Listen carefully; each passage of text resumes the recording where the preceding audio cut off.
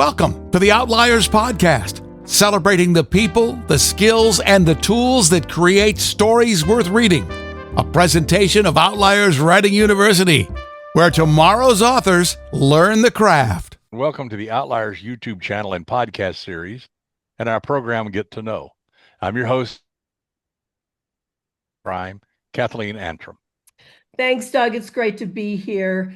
And today we have an interview for you that is truly the utmost in insider baseball for publishing. We have got an icon in the publishing industry with us. He has edited over 320 New York Times bestsellers. He has edited authors like Tom Clancy, C.J. Box, John Sandford, Forsyth, Jonathan Forsyth. Am I saying that correctly? Frederick Forsyth. Frederick. I knew I was saying it wrong. It just wasn't ringing true. He will bite you down. Yes. And, Jonathan Kellerman got that one right. And on. I mean, some of the biggest Ken Follett authors in the industry.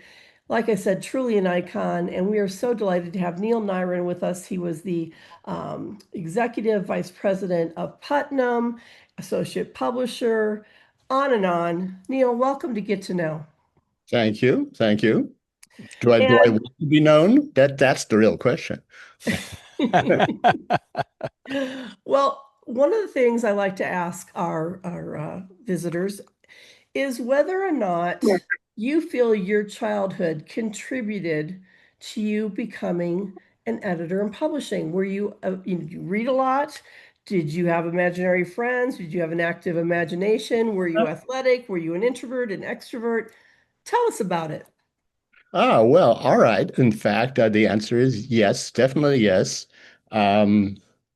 So 8 years old, I was home with a very bad cold, sort of miserable and aching and bored out of my mind. And my father came home and handed me a book. It was the Hardy Boys, The Secret of Skull Mountain. And after that, I was a crime fan. And I was just gone. That was my genre. I loved it. Still read some science fiction, but always loved it. And I was raised in a very bookish family. It's a family of librarians. My father ran the library in Lexington, Massachusetts. My mother ran the library in Concord, Massachusetts. So we had the old Revolutionary War pretty well sewed up. And I used to page there during the summers as a young teenager. And so books have always been a part of my life. So as you grow up, I'm assuming you went to college, maybe not. What did you study? And then how did you segue into publishing? Well, yes, of course, I went to college. I was an English major, surprise. But in fact, I spent most of my time in the theater department, as my English professors would sometimes remind me when I did not show up for a class. And I enjoyed being an English major very much because that's what I do. But I enjoyed the theater just as much. I did everything, acting and tech work and stage crews and the whole stuff. And as my senior year approached, which is when you have to start thinking about real life and what you're going to do in it, I was seriously thinking of going on with that in some aspect. But some of my friends in the department had graduated the year before me, and I noticed one thing about them. They were not eating on a very regular basis. And I enjoyed eating. So I decided I would go with plan B, which was book publishing. The notoriously well-paying business. So when you started out in the industry, and I want to kind of get into this a little bit too, which is commercial editing versus academic editing or other kinds of even journalistic editing. There's such differences.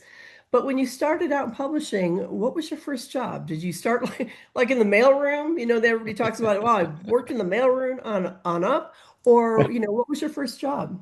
I started in publicity for E.P. Dutton, which was a much smaller little publisher than little office off Union Square in New York.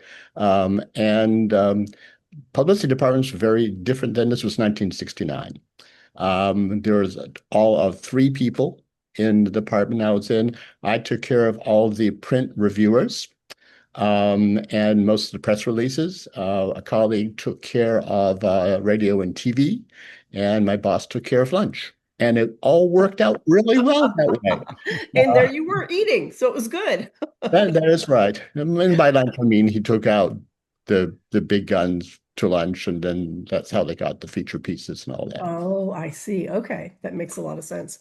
And then from there, I did that for a year, and then my fiance was back in Boston because I'm a Boston boy, and she was still in college, and I would fly up regularly to see her, and that was very expensive. And then I got this epiphany that they had publishing houses in Boston too. And so I got a job at Little Brown, where two of us wrote all of the jacket copy, all of the catalog copy, and most of the press releases for the entire trade list. Is a skill that was invaluable for the entire rest of my career. But I always wanted to do editorial. And periodically, I would go down to the offices of, the big guys, make my case, and they would pat me on my head and send me back to my office. And eventually that just, pissed me off. So I sent off a bunch of resumes to New York, set up a bunch of meetings, and took a week's vacation in order to go to those meetings. And by the time I came back to Boston, I had a new job as an assistant editor at Random House. And that's when editorial started, and it just grew from there. Wow. And then, you go on. Truly, you are an icon in our industry in publishing. And that's a great story, quite frankly. And I think and hope it gives people who want to be in the publishing career, especially young people, this is how you do it. Just, get a job there and start off and go for it. Yeah, sometimes you just got to get a foothold. A lot of people. Once you're there, and then see if you can move around. Yeah. A lot of people, when they think about an editor, they're really thinking about a line editor and stuff and making all your commas and stuff perfect. But that's not really what editing is really about. It's about making the story good. Yes. No, that is absolutely true. Major thing. And I'm curious, you had all the stuff in the theater. Do you think that helped you when you were editing the written word to create a more rich story from the writer? I would say in that theatrical background. In that aspect, I would say no.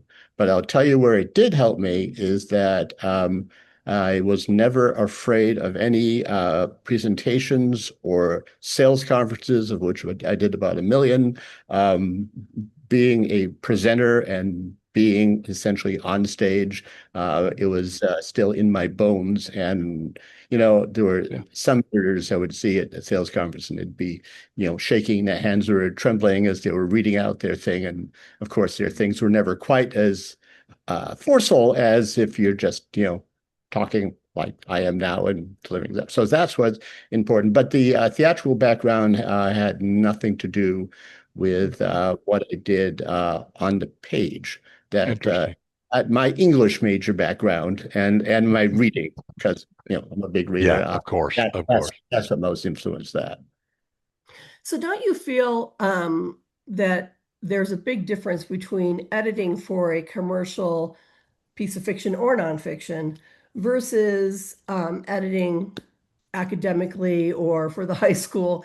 The reason I ask this is I have students who they want to get their mother-in-law who reads a lot to edit for them, and she's really good with grammar, or their sister-in-law who's the English teacher at the high school. And I'm like, that's not going to fly. It's not going to work. You need a professional commercial editor. You talk to us a little bit about that. Well, I've never done the other kind of editing. I've never done academic publishing or anything like that, so I can't really speak to them. But certainly, I do a lot of fiction and nonfiction, both, though I'm best known for my fiction. And you have to have an instinctual connection with the author. You have to feel that you know what they're trying to say, and you're trying to help them say it in the best way possible. You're not imposing your will upon it in any way. You just see, what is this book trying to do? What's it trying to be? How do we get it there together? And sometimes that requires, a lot of work, and other times it requires very, very little work, which, I don't mind that. I'm as lazy as the next guy. The way I would work was always different depending upon each of the authors I had, because everybody works in a different way, wants a different kind of feedback. In some ways, I've had authors who would send me a few chapters and wait for the feedback in those chapters. I've had plenty of authors who didn't want me to see anything until they had a whole manuscript, and then there it was on my desk. I've done people like when they're talking about what the next book is, they give me like a paragraph and fine, then they go off. Ken Follett, however, used to do several dozen page précis of what that book was going to be. He waited to get your comments on those several dozen pages. And then after he did whatever adjustments or not he did, he wrote the book exactly to that. That was his Bible. And when you read the manuscript, it would be exactly that précis, just fleshed out. And it all depended upon who was most comfortable getting feedback and in whatever way. And it becomes a process back and forth between the two of you. You soon find out, and it's the same for the author. On the author's side, they soon learn, especially for a new author, what editing is like and what an editor is like, and we're not going to force them to do X or Y, that we're really working with them on their book. And once you've got their trust, then, they're much more receptive to any suggestions that you might have. And often I've given suggestions to an author, and a revised manuscript comes back and they say, I didn't do what you asked, but I think I did something better. And almost always, indeed, they had, because they are the talent. I am not the talent. I'm the behind the scenes person. They just had the imagination to take in the more interesting ways than I did. And that was always one of my greatest pleasures, was when that happened. And just I would sit down and read and say, this is so much better. It's terrific. That's so cool. I mean, do you feel like you are a midwife to these books, basically?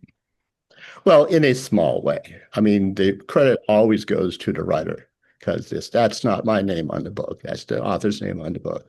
But sometimes I've helped push it in directions and made it better. And I know I've made it better, but I've made it better in partnership with the author. So yes, I mean, there's a certain midwifery, but that's all in the background, which is why I've won a couple of awards over the years. And it's sort of always a shock, because I'm not the person that wins awards. We're the people in the background. The authors win the awards. So, I don't know what you're thinking.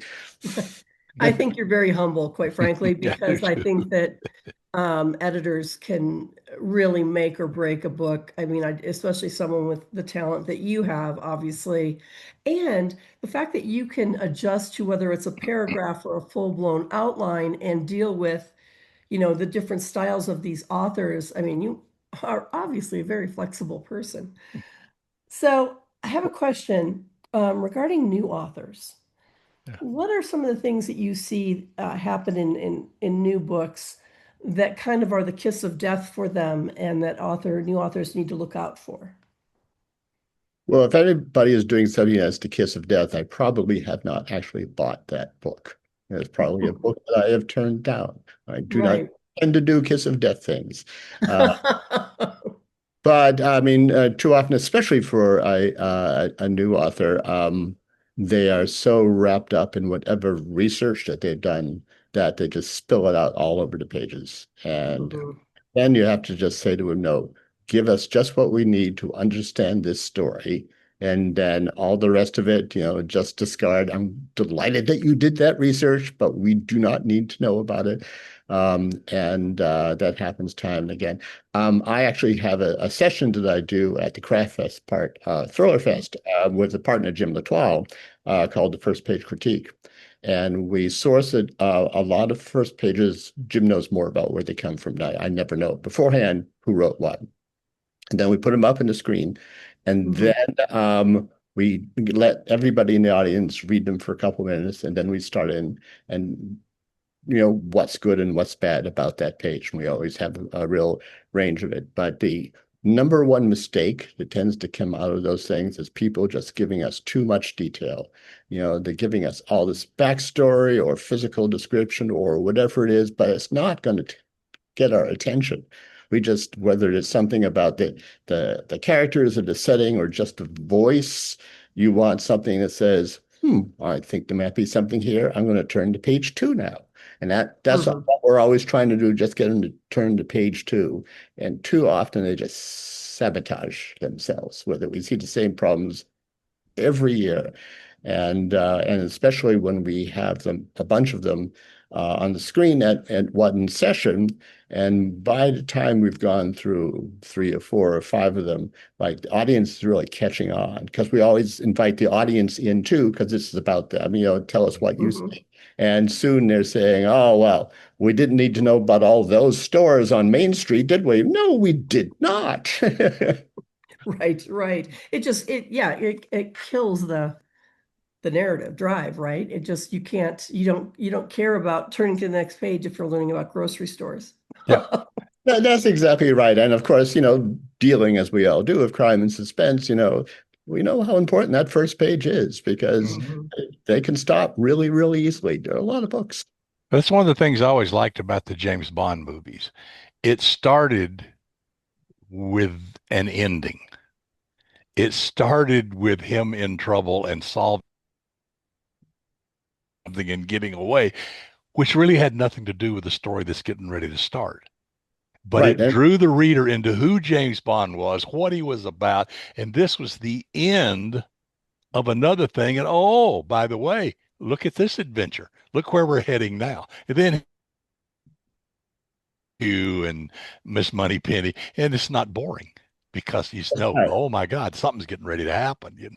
That's right. It's all about catching the attention and getting them to, turning the pages, and now they're into it. And unless you really mess up, then they'll keep on reading, at least for a while. But as you say, it can be something that we don't know the significance of what's happening there, maybe until at least halfway, or maybe much, much, much later. But it doesn't make any difference as long as it's interesting. Right. Then that is one of the things that I often did with authors. I would say, we're not starting fast enough. Right. Let's take this scene, which comes in chapter 4. Let's break it up in 2 pieces. First piece, lead off the book. We'll get to it. We'll get some backstory and then we'll get to how that scene turns out, and then we're off to the races. That's one of the things I always loved about Elmore Leonard, is that it may be halfway through the book before you really realize what it's about, what the crime is and what's really going on. But he has dragged you into this series of events with these amazing characters, and you're like, what's next? What's next?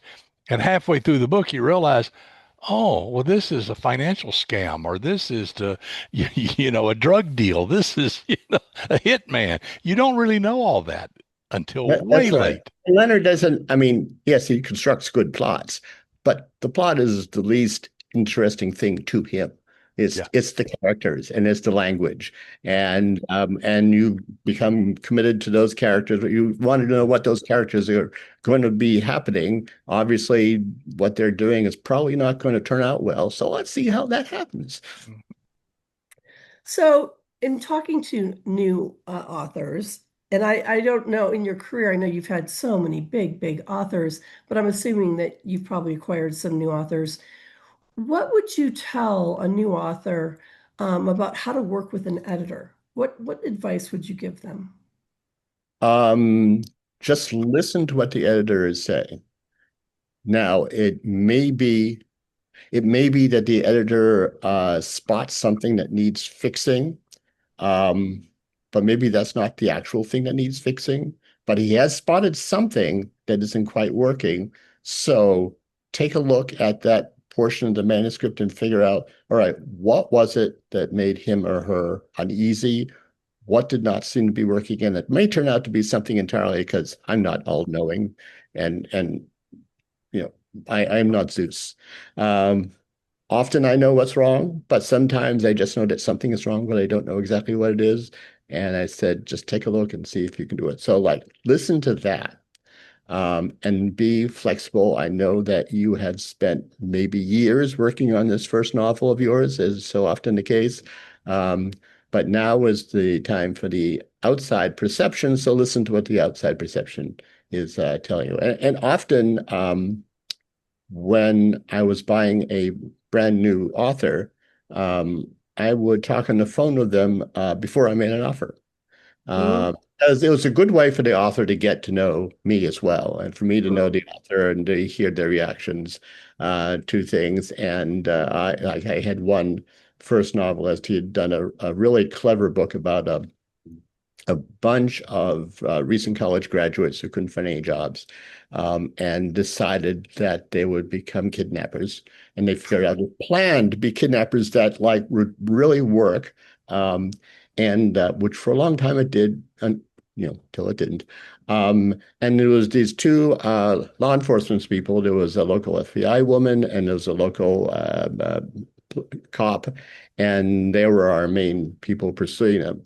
And they were a real odd couple, and they were very interesting. So one of the questions I asked the author when I had that first phone call with him, I said, "Were you planning to do any more books with those two characters?" And he said, "Well, I hadn't been planning to, but sure." And I said, "Right answer." Bought 2 books immediately. Wow. Yeah. That's so fascinating. I really think that for new authors, any look behind the curtain, so to speak, is so important for them because it's a black box. Most new authors, it seems, might not even know somebody in publishing. And so they're coming into a field where they're just, everything is wide open and they have no idea really what they're getting into. As a new author, when you're deciding to write your first book, is there any advice you would give them regarding that? My biggest advice to people really trying to get a book published is to ignore the noise. There's an awful lot of noise surrounding publishing. What is hot, what is not, who's gotten this big contract, what imprint is cutting back and all that. And you have no control over any of that. The only thing you control is your work. So you just have to sit down and write the very best book that you can, and then do it again. Do it again and keep rewriting while you're learning, right? Yeah, exactly. Well, you're kind of outside the mainstream of the industry now because you're retired and you're doing your editing for your guys, and we know all that. But of all of this, so how is publishing handling AI? Are they doing a good job, a bad job, no job, confused, disoriented? I mean, how's all this shaking out right now? I always tell people use it for research, but and double check it. For God's sakes, don't use it to write. all that part you said toward the end, that disorienting and confusing, it's still in that stage for all of us, for the publishing side, for the agents. I mean, you can just look at every month brings some piece of news that shows we still don't know what we're doing. I mean, ultimately, publishers in general, in coordination with the agents, have to find a way to adopt some sort of plan going forward about standards and practices and all that, especially the practices. But we don't really have them yet. I mean, we have clauses in our contracts that said I did not use AI. And, and the authors have put in clauses in the contracts that none of this will be fed to the LM, and fine, that's great. But we see time and again, just in this year alone, how just things get conflated. There's a nonfiction book that came out just last month. It was called The Future of Truth, and it was about the effects of artificial intelligence on truth. And it ended up including several made up and misattributed quotes by AI, and the author was so embarrassed. I mean, he'd used it for research, and editing and that sort of stuff, but it still had slipped all the stuff by him. And it happens with fiction. I mean, there is not, for all the different AI detector tools that are out there, none of them are totally reliable, some a little bit more than others, but I read Andrea Bartz, who was one of the big plaintiffs in the whole Anthropic case. So I saw a piece by her where she put some of her sample writing in one of the AI detection tools, and it told her that it was 82% AI, which it was not. Yeah. And Wow. then it said, would you like to humanize your text? Obviously, it was going to help her out. Oh my gosh. Yep. And that sort of stuff, I mean, is just reliable. I mean, some of that short story stuff that happened earlier in the year where some of the grant-winning short stories were supposed to be, and that didn't look like it was actually AI. But then again, you've got this big new deal that, as we speak, is very new, the $2 million deal for the 2-book contract, at like 16 or 17 people after it, that the agents themselves had to withdraw after this deal was reached, because while the submissions were going on, one editor had raised some questions with the agents, and the agents had done a lot of quizzing of the author, Mhm. and it came out saying, well, we think we're okay. And then after the deal was done, more questions came out, and so they quizzed the author again, and the answers were not quite as satisfactory to them. They didn't say exactly what, but then they made the bold move of saying, we are withdrawing this book. Yeah. And, they're giving up $300,000 in fees there. And that's so Wow. a big thing. Yeah. But like, these things are going to continue to pop up. It's just inevitable, and we have to find a way, working together, writers and agents and publishers, to cut down on it. But right now, it's a very hit or miss thing. Well, I did read a Yes. thing yesterday that Claude is going to start watermarking everything that it creates for people. Say a Yep. chapter or story, they're going to watermark it. Now, are there ways to get rid of the watermark? You bet there is. It's all ones and zeros, baby, at the end of the day. So somebody will figure it out. But the point is at least they're thinking in that direction. Yes, and everybody wants there to be a solution. Just nobody knows yet what that solution is going to turn out to be. So yeah, it's a bit like the Wild West at the moment. And they're saying, look, you as publishers and you as authors, you have to, be honest with one another and use your instincts as to what may or may not be. But that's And that's it may Yeah. all be a moot point because Cyberdyne and Skynet are coming. So that's right. But we've got a few years left, I think. And it is one of the biggest questions, I get asked by people who are not in publishing is, are you worried about AI? Is it going to take over your industry? Will humans need to write stories? I mean, at this point, it seems to me, and correct me if you feel I'm wrong, that AI is really good at aggregating, but it has no ability so far to innovate. It really takes the human mind to create something unique and new and etc. And let's hope that AI doesn't get there, but I'm afraid that it might, obviously. Yeah, none of us know. I mean, I think you're exactly right. I mean, anything that is in AI at this point is because it's aggregated it from all the stuff that's been fed into it. So it's only got that. It doesn't have electric spark that goes beyond it. But I can't be the person who says that will never happen, because it could well happen. Yeah. All right. Besides, just trying to figure that stuff out. It's just all the slop that's being produced. The people, I mean, the figures that the AAPs sent out earlier this year, that the number of individual titles published last year, in 2025, was just over 4 million titles. Yeah. Wow. Where 3.5 million of those were self-published titles. And that was an increase of 38.7% over the year before. So, but one guess that we need as to why that is the case. Well, I remember it was maybe a couple of years ago now that Amazon came out saying you can't publish more than 3 books a day. And I'm thinking, well, how many were you? Yeah. I mean, I write pretty fast, but I can't do that. 3 books a day. Insanity. That's right. There was, I'm trying to remember exactly. There was one writer, a novelist who was a fast writer, and she used to do like 10 or 12 books a year, which is great. And last year she did 200. Wow. So, and she's self-publishing, I'm assuming.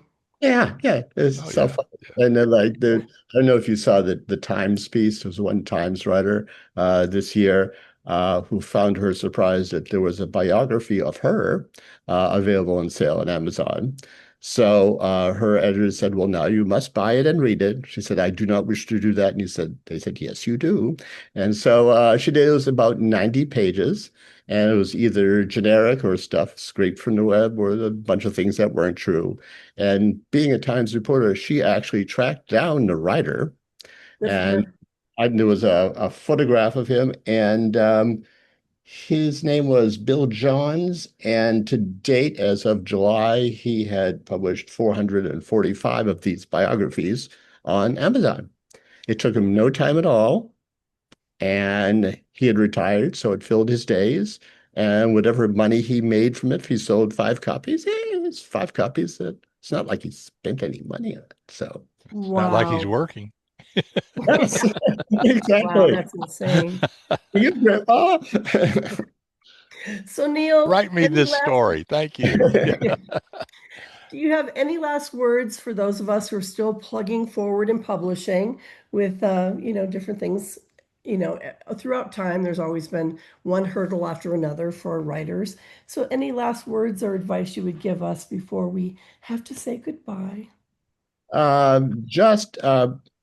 Just keep at it. I mean, that is the hardest part of anyone's job. Writing a book, especially for the first time, is just sitting down and writing that book. Sue Grafton used to say sometimes when she was talking at writers' conferences, she said, "All right, who here wants to be an author?" Everybody raised their hands, and then she said, "So what are you doing here? Go back to your room. Go home. Go writing. You're not going to get it from me."